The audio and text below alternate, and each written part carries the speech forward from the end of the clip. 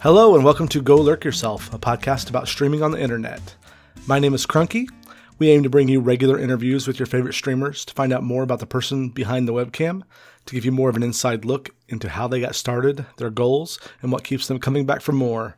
Today I'm speaking with Cherry Cake and Gorby about games we've been playing recently and our new anticipation for Mario Odyssey. Welcome to the podcast, Gorby. How you doing, man? I'm doing fine. Yeah. Lots of energy there. Lots of energy. Lots of energy. Get hyped. Get hyped. That super sweet Destiny 2 hype. Oh, for sure. Hang on. So for those of you just joining us, we recently purchased Destiny 2 this week, and we've been playing it. I think I've put a few more hours in it than you, but as somebody who wasn't the strongest fan of Destiny 1 for the long haul, I enjoyed it for a little bit. And overall, I'd say it's content light. It's kind of a real casual game. I'm really enjoying Destiny 2, and not because it's much different. Would you agree? I dislike Destiny 1 a lot, actually, and I'm not quite sure why. And I think what it comes down to is I don't like sci-fi shooters. At least I've never liked one on a console. So I've never liked a Halo. I've never liked whatever one was on the PlayStation. I can't remember. Yeah, what was the name of that? That's pretty damning praise, isn't it? Yeah, there was 3 of them. Resistance. The Resistance or whatever. Fall of Man, yeah. It never clicked with me, and so I bought this game hesitantly, and it feels really good with a mouse and keyboard. Yeah, I'd say that's the biggest difference for me. I actually enjoyed Destiny. I bought it with the Wolves expansion or whatever the last one to come out last Taken fall. King. Taken King. I had the Xbox One, and they had some deal where for $60 you got all the previous expansions, the newest one, and just hop right in there.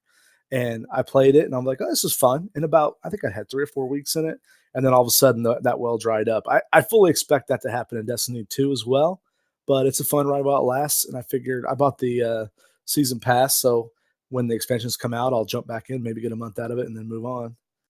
I'm excited so we can plan an 8 to 10 hour raid. Yeah, I don't know, man. That's kind of that puts me off a bit, the rating, but yeah, we'll give it a try. Why not?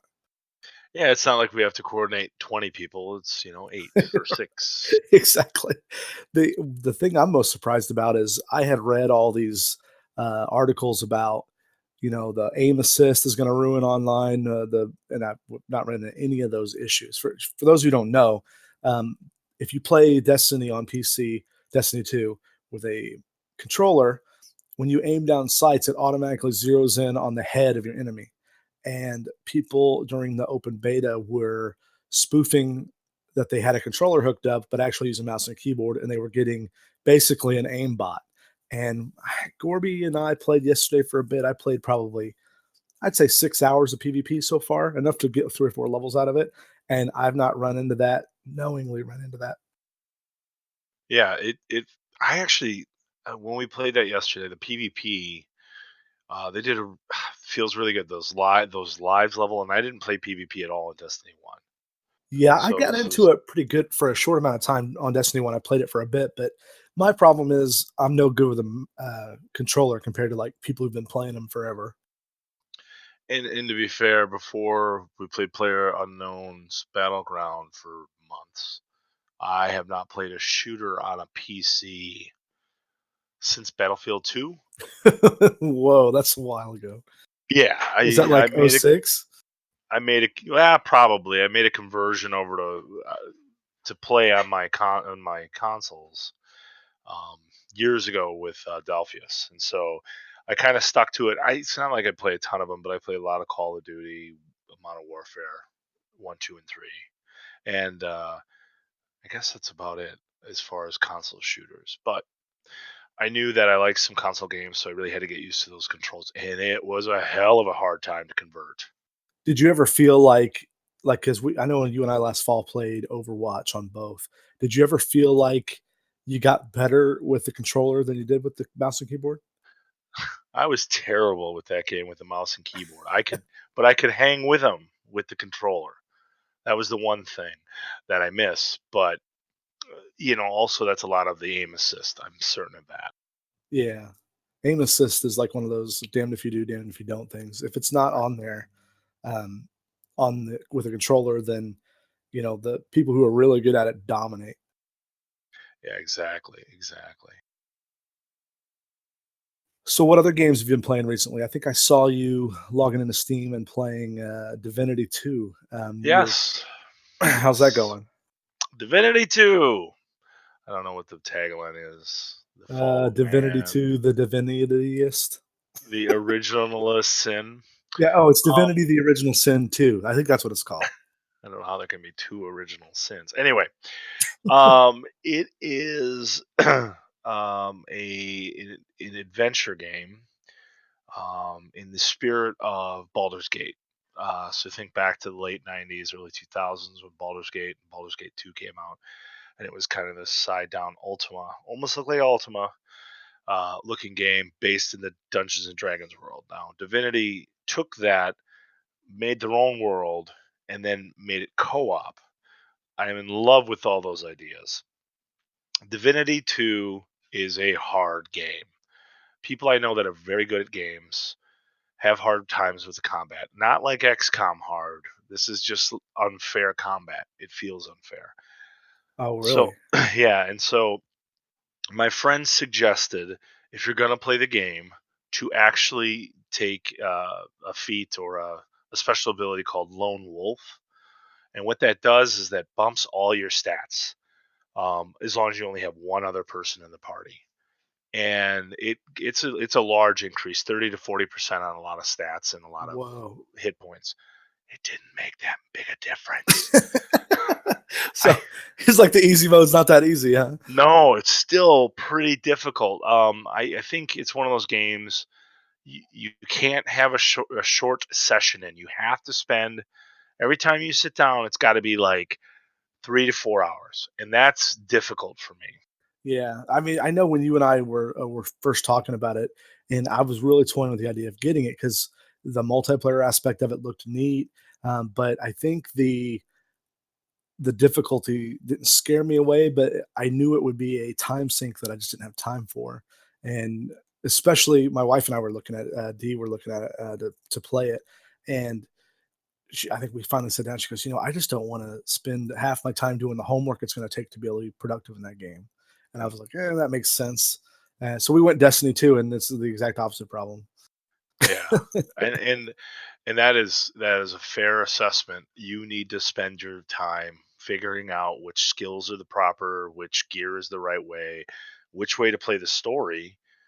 It's a great game, and if I had not 100 things on my plate, I would really sink into that game. But I just don't have that time. It's one of those games where you want to grab the developer and go, "Where were you when I was 12 and had all the time in the world to play an awesome game like this?" Exactly, it would have been perfect then. And the irony is they're emulating games that we had when we were 12. Well, I'm not maybe not 12, but younger and Yeah, had more time. yeah, but I don't think either of those games were 100-hour games. If I'm mistaken, you could finish Baldur's Gate in 20 to 30 hours. Maybe not the sequel, but it Depending just on how slow of a reader you were. yeah, that, exactly, that game exactly. had like 10,000 pages worth of text in it or something crazy. I remember reading a bunch of stats about it. It was nuts. But see, knowing the how to the system, second edition Baldur's Gate, or second edition D&D, I had a leg up. I didn't have to do a whole bunch of research. You were I right could at figure it home when out you started pretty quick. playing that game because of your D&D experience, right? Right, exactly. And I am wrong. Somebody is claiming it's 200 hours to finish Baldur's Gate 2 Oh, fully. wow. Well, that's probably every side quest, everything, right? Not the Yeah. main story. Yeah. And the main story is really what it comes down to. Yeah, 40 to 80 on the new version of the first one. Okay, so I'm an idiot. Clearly, I never finished them. I had I friends know that got to the end. I didn't finish it. I played Baldur's Gate. What was the first expansion that came out for it? That's when I got Throne in. of Ball, maybe? Throne Or of is it? something, you're right. It's Throne of Ball, then. I It's could. been how long ago has it been now? Oh, let's see. That came out in '98. Yeah, so 20 years ago. God, Ugh. you're old, man. We're old now. That's what Well, happened. I think It'll we happen to have you been. too, listeners. Yeah. No, I'm not exact 40 yet, so I'm not old. I was thinking about that. 98, December 21st, 1998. Just And then shy the of 20 sequel years. the sequel came out in September 21st, 2000. I remember I was in college. Well, in That tech school, and the I started playing. 2001. The 2001's when I played it. Was that Yeah. Baldur's Gate 2? Yeah, that's Yes. when I played it. That I game think tech was so I good. played the first expansion to Baldur's Gate 2 is when I got in. Maybe that is the maybe that's throwing a ball. It's just been a long time since I remember. We just know Of it course I'm wasn't looking. balls hard back then. It didn't feel it didn't feel like that. I mean, it it could be rough. Like you could, yeah, throwing a ball is a Baldur's Gate 2 expansion. It could be rough for sure, but it was definitely a rewarding game. I do remember that. You get the Wizard's Tower and all that stuff. Yeah, I keep watching Divinity, and I watch some streamers play it, and it looked like the kind of game you could really sink your teeth into if you had the time to do it. And it's easy for me to sit here and go, "Well, I don't have time," and I played how many hundreds of hours of PUBG this month, but it's a bit of a different spin. I've been playing, and we'll talk about it later, but I've been playing South Park, the new South Park game, because it's kind of like watching the show. And I find after about 2 hours that I catch myself like kind of zoning out, getting tired, starting to fight back yawns while I'm on stream, and I'm like, this isn't good. And I'm like, why is it PUBG never gets to me that way? It's because PUBG, you're engaged, you're like intense, you're on high alert. In a Yep. game like South Park, you're kind of just more watching the story and waiting for right time to input your commands to move your characters. Exactly. That's what I was having with Divinity too. Is I was attempting to play it when I was maybe not the most awake I should be. That's a recipe for disaster. Yes. And I'd like to announce I just bought two more games as we spoke. Oh no. Amnesia, I finally bought it. It was $1.99. Whoa, big And spender. Oh, highly Alien recommend that Isolation, game. $11 on sale right now. I don't know how Yeah. long that lasts. Was that like the full edition and everything? Did the sale Yeah, start today? yeah, I did. I did. Okay. Was that like the full like game of the year with all the expansions and stuff? I have no idea. Because I only have the base game. That game it's like a game that I talk about Alien Isolation. I almost stopped playing it at one part during the beginning. Like when you first meet the alien, and you have to like hide from it a bit. There's a scene because it's one of those if you games where if you fail, game over, you're dead, game over, start from the last checkpoint. And it Oh, can be good God. really frustrating if you get stuck in like a spot you can't figure out because you're just 10 minutes of running around trying to find different things. And all of a sudden you're dead. You got to start over again. It can really piss Right. you off. And this is coming from a So Dark I Souls player. I did not buy the proper version. For $3 more, I could have bought the complete collection. And I just noticed that. So just so you know. I got no recommendation on whether it's worth it or not. I enjoyed the baseline experience, but if you really wanted to, I bet you could refund it and get the full version. Steam would probably do that for you.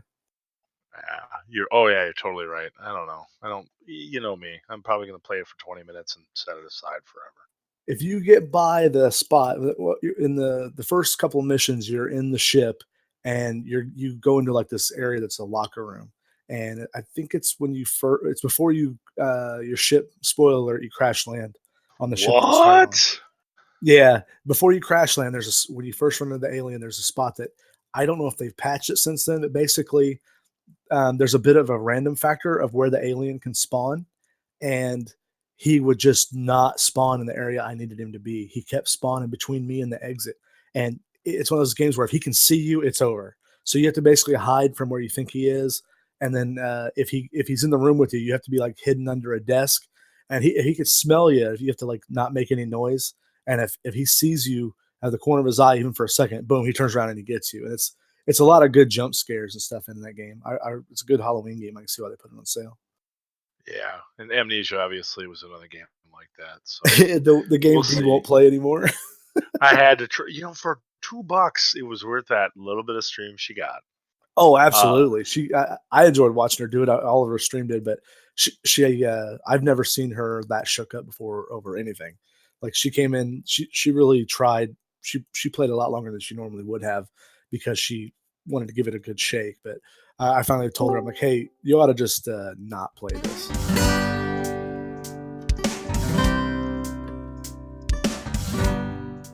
Hey, Cherry, welcome to the podcast. How you doing? I'm fine. You? But speaking of new games, I know Gorby may have seen it, but I don't know if you played it. And I know Cherry's been playing the new South Park Fractured Butthole game. Yay.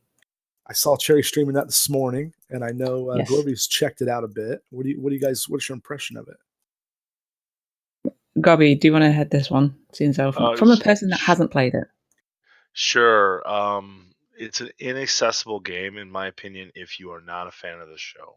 And I haven't watched the show since the movie came out, so Cherry was still in diapers. And I like the show. It's just not something I've stuck with over the years.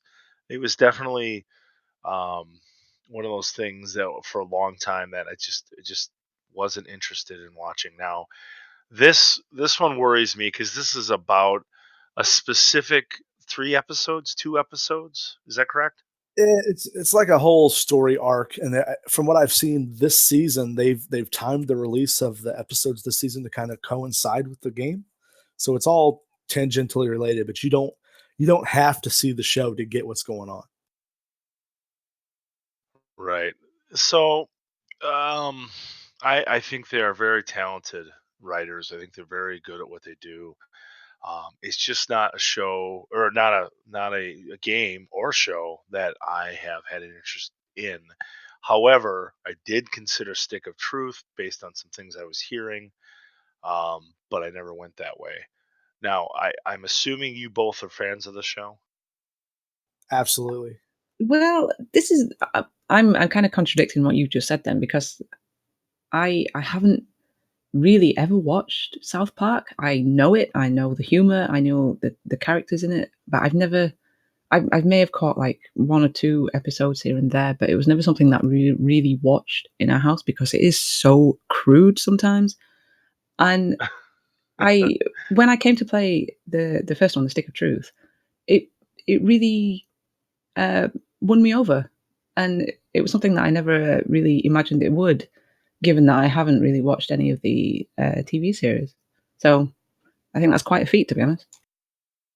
I what you were just saying about the crudeness of it. When that show aired, and I feel like it was in '97, Yes. probably. Yeah, around that Yeah, time. obviously they had some previous, some YouTube type stuff that got released or whatever. Before Wasn't YouTube YouTube, was a whatever it was. thing. Yeah, Yeah. It I was a don't know quick what time I video can't that even remember.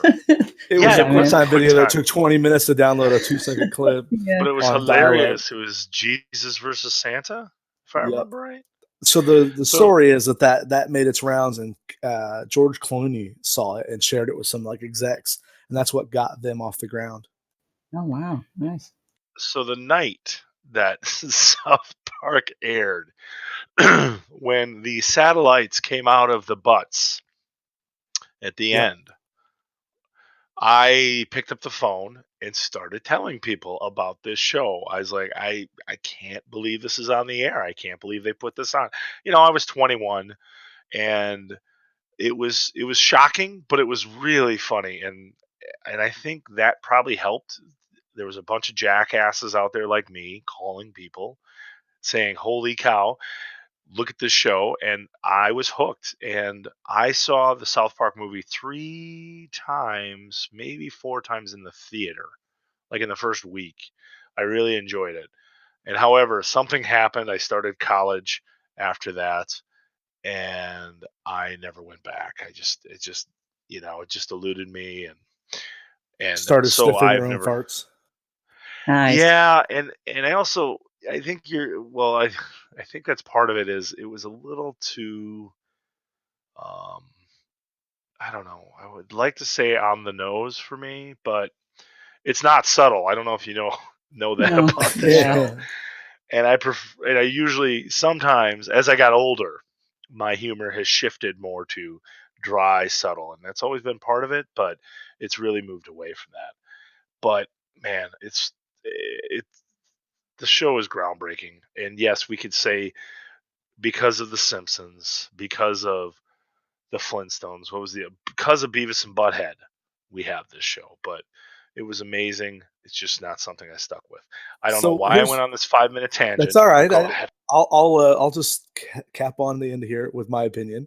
Uh, like you, I watched it from day one, and the I agree wholeheartedly. The shock of it is what sparked it, and I think even if you watch, like I'm a pretty big fan. I had like back when DVDs were still a thing. I had some of I listened to the commentary and stuff, and I watched a lot of it, and if you go back and watch season 1, 2, and 3, you can see them really find what became the show, the bulk of the series from like season 2.5, 3 through maybe 2 or 3 years ago. It definitely had its own vibe, more of a um, more satire and less gross out stuff, or not completely focused on the gross out and the kids saying bad words.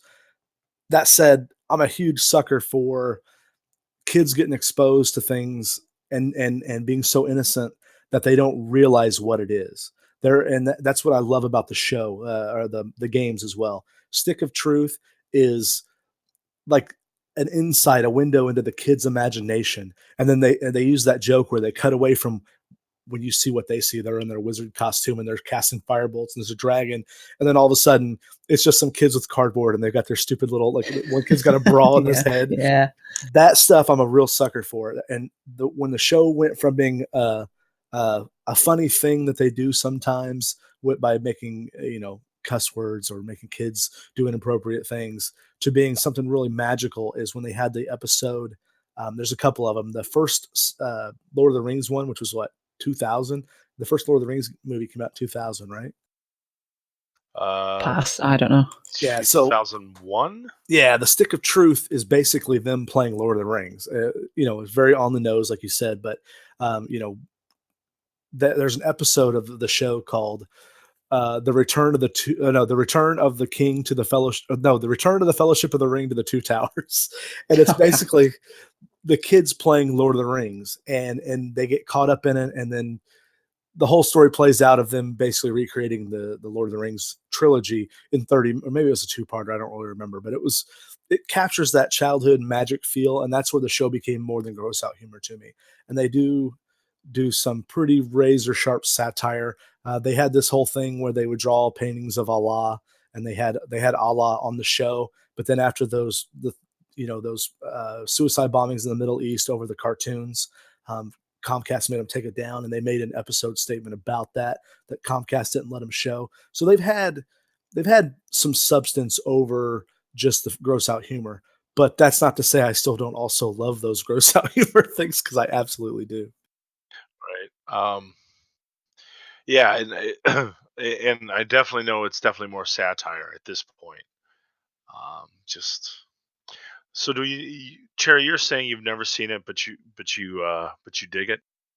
Yeah, I mean, I've seen one or two episodes, maybe clips of episodes that people have shown me. There's one in particular that I remember for some reason, which is where they do a parody of Russell Crowe, and he goes around. Does he go around punching people or hiding in bushes or something? Making music, making songs, and fighting around the world. Yeah, that part No, of it. making music and making Oh, songs. Sorry. ah, yeah. For some reason, that one always sticks in my mind. Someone showed me that one a while ago, but that's the first one that comes to mind. So, And that's yeah, another perfect example of them being kids. The whole episode is just these kids wanting to see a trailer for the Terrence and Phillip movie and dealing with the real world obstacles of getting there. They end up they know it's going to be during the trailer is going to be aired on TV during the commercial of that Russell Crowe show, and they make so much hay out of that Russell Crowe stuff. It still makes me laugh. it was pretty funny when I first watched it. I must admit. And I think that's why the game works for me so well, is because they bring the humor that I love from the show. And to be honest, the game aspects are way better in the new one to me compared to Stick of Truth, is not really why I play it. It's just there to deliver the humor. And I'm a big proponent to say, don't play a video game for the cutscenes, because you might as well you're just watching a shitty movie that's interrupted by some quick time events. But for whatever reason, because you're actually playing the role of the kids, and you're discovering there's a lot of sight gags and a lot of lower stuff in the game. Like for example, when you walk by a TV in the game, you'll hear that Russell Crowe song playing. Yeah, I've heard yeah. it, and so it's a lot of really good tongue in cheek stuff, and in jokes. And I think it's because Trey Parker and Matt Stone are huge gamers. They know what they like in games, and they're heavily involved in the game creating process with Ubisoft. There's also a good thing about that is just when me and Gabby were saying then, like I haven't really watched the show that much, so a lot of the subtler, you know, inside jokes like you were talking about will go straight over my head, but it doesn't make it any less enjoyable because I don't feel like I'm being excluded from those jokes. The gameplay and the actual core story itself is still really good so far. So it's Nice. like watching you stream. Sometimes that inside baseball jokes you throw at us, we have no idea because we don't understand your vernacular. Sorry. You talk about the British vernacular. Yep. Nice. Yeah, thanks, man. Nah, it had to be said.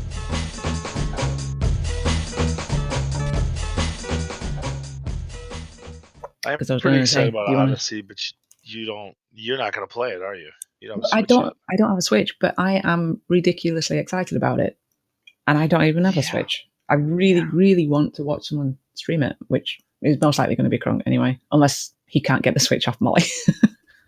That's true. I know that my favorite video game website has a quick look that they posted. I haven't watched yet, and then they put up a review. In this is on GiantBomb.com, and you might want to check it out. And they have probably a 50-minute view like of them playing the game and assessing it. Oh, And their nice. review came back 5 stars. And so the reason I trust this site, first of all, it's been referred to me from my friend Dalphius, and I've been watching it for years. This site specifically because the founder of this, Jeff Gersman, used to work at GameSpot, and he Oh, nice. Yeah. was ceremoniously let go 10 years ago when he gave Kane and Lynch a bad review.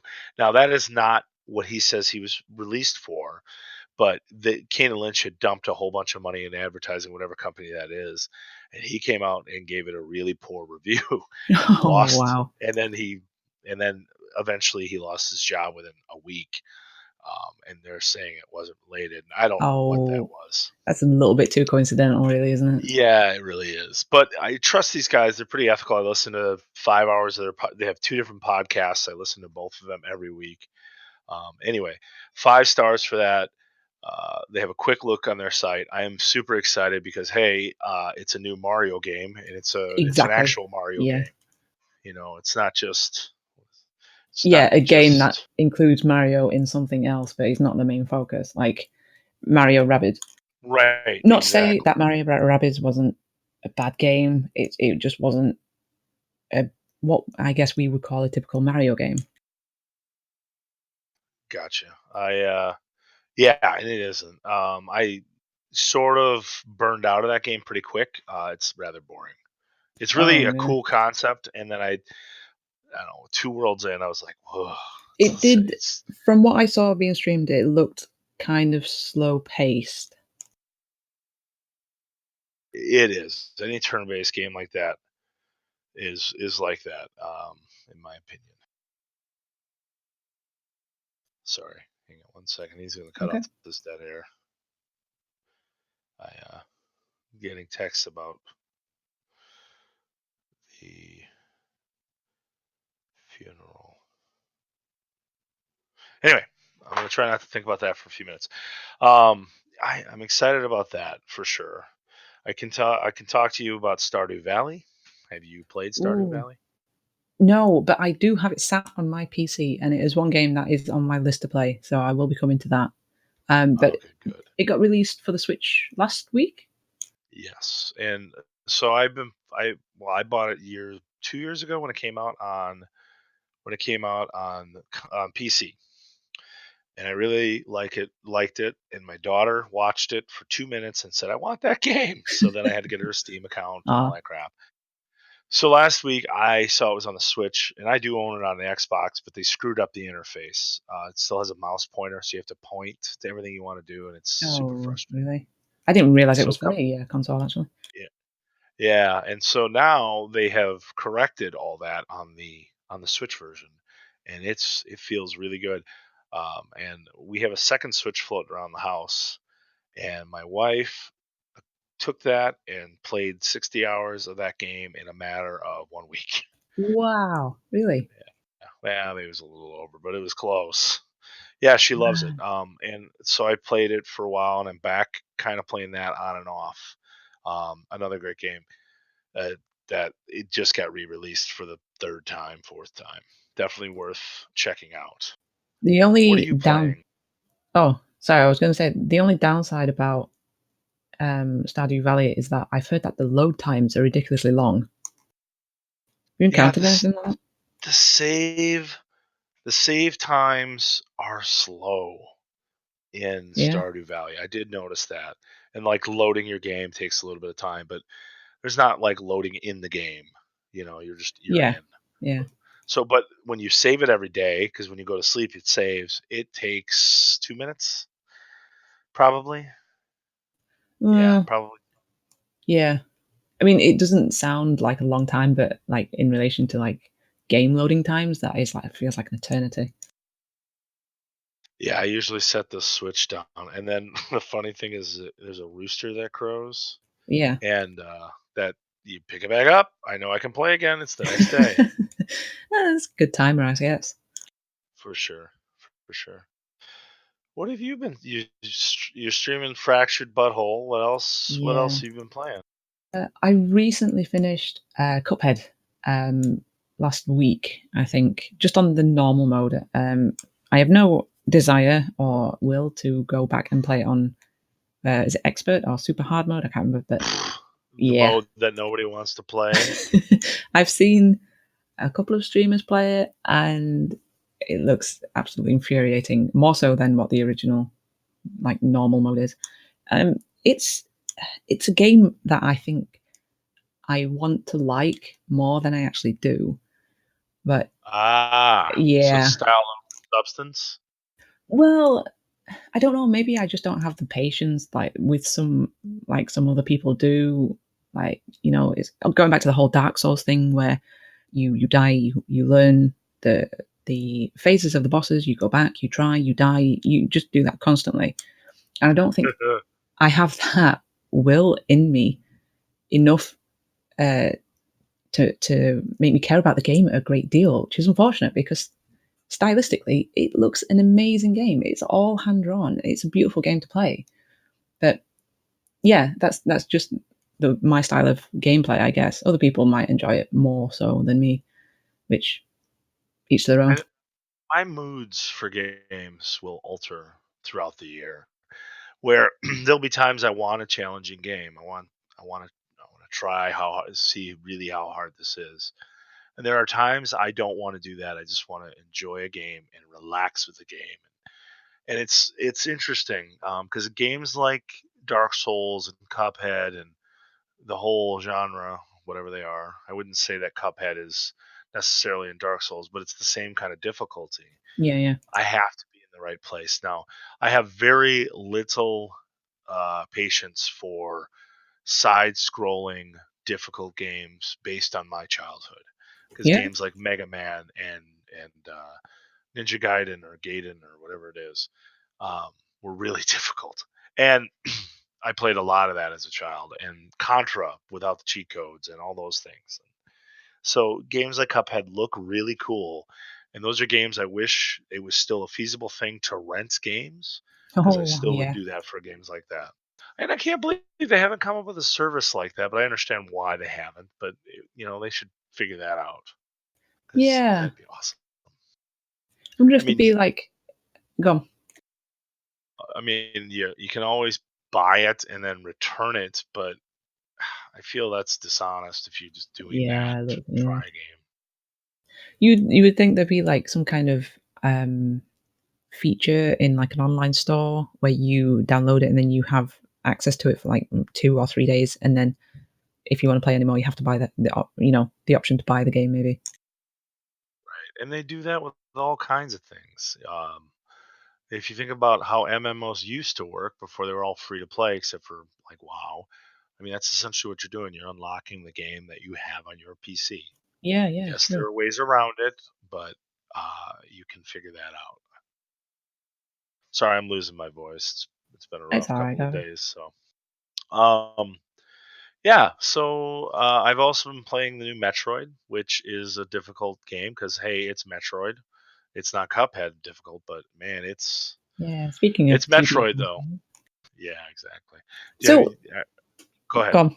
Oh, I was going to say, like, I've never played any of the Metroid games because I think they were a little bit before my time. I think I just missed out on them. Um, what makes it? What makes this one stand out from the other ones, or is it just like going back to its roots in that it is Metroid, it's a 2D side scroller? Right. Nothing. It's like a Metroid. So the thing about Metroid is all the games essentially are the same until you get to the Prime series. And they're all side-scrolling, backtracking, run through this map and get this item, and then you have to get the item to move forward. You'll hit a wall that you can't blow up unless you have a certain kind of laser. And that's essentially what all Metroid games are, and that's why we have this genre called Metroidvania. I'm I don't know if you've heard that term, but that Yeah, term is definitely used because of games like Castlevania and Metroid. It's a lot of move forward, two steps forward, one step back kind of things, trying to get through. I wouldn't say puzzles, but I would say it's so you're constantly lost in those games until you really have a feeling. And about the time you got the area down, you're moving to the next, but you can always go yeah. all the way back. Well, the first time that I came across that term was when I was playing Hollow Knight. I'd never heard it before I Yep. played that. Yep. Yeah, it's definitely it's I thought it was kind of insider for a while, like 5 years ago, but now it's kind of everywhere. And to be honest, we went a long time without Metroidvania games. Now they seem to be everywhere. Yeah, We went yeah. probably 10 years without many good ones. There was one on the Xbox called Shadow Complex, which it was on Xbox Live Arcade, and that game was phenomenal. Um, and it was fun, and it felt good. And when you're blowing stuff up, it was all giant robots. It was a great time. But that was probably my best reintroduction into the genre. Otherwise, I was playing on old Game Boys or on emulators with ROMs. Definitely worth it though. So, what's your take on this new one then? What's it called? Sorry. Uh, it's Metroid Samus's Return. See, that's Oh, okay. that's how little it matters because it's a Metroid game. Yeah, it's just It, Metroid. you know what I mean? Right. I think it's technically Metroid 2. Like it's a there's a big story behind this where this guy out there was building a fan version of the game, and I think he's the guy who designed this game. Oh wow, So that's cool. yeah, I think it's called AR2 is the version he made. And so this is where this came in. This is basically a remake of Metroid 2. That's essentially what this version is. And Yeah, so the guy who makes AR2 comes back. They hire him and they say fix make this game, and he did, and they did a pretty good job. It feels good. I don't particularly like the 3DS. I think it's too small for my giant hands. I think that this game should have been on the Switch. However, it's fun, and there's a whole 3DS crap, the 3D stuff. I hate it. This game, it actually looks pretty good. ooh, really? Yeah, but I shut it off anyway. I was like, "Oh, that's cool," and then I turned my screen and it looks terrible. So I just that's how I handled that one. Yeah, I do remember the first game that I played for the 3DS were one of the Mario games. I can't remember what it was called, but it was such a novel thing to have the 3D slider button. But Right. I got bored of it really quickly. It didn't Yeah. really bring anything to the game. I don't know. Maybe it was just not the right game I was playing, but yeah, it didn't interest me that much. Right. I've been playing Metroid on Game Boys for years, and I remember I had Metroid Fusion, which was a Game Boy Advance game, and this is probably I'd say 2003, winter of 2004. I was playing a lot of it because I injured my knee for the first time, and I was playing it a lot. And then my 4-year-old at the time grabbed he wanted to play it, and of course I let him. And of course, every time he deleted my saved game, I still 13 years later, do not let him live it down. We have talked about it many times. That is a long time to hold a grudge. It's because he did it. Like I understood the first time, and then I went to play it again and got really far, and then he did it again, and I was like, No. I'm done. I am done with this game. It's not his fault. Yeah. He's 4 and 5 at whatever years old, and I was just like, that's it. I'm done. Thanks everyone for joining us this week. I'd like to thank my guest at GorbyAK on Twitter, at CherryCake518. I am at Crunky_Twitch. That's Crunky with 2 N's. You can also find Cherry and myself at twitchtv.cherrycaketv and twitchtv.crunky with 2 N's. Thanks guys, and we'll see you next time.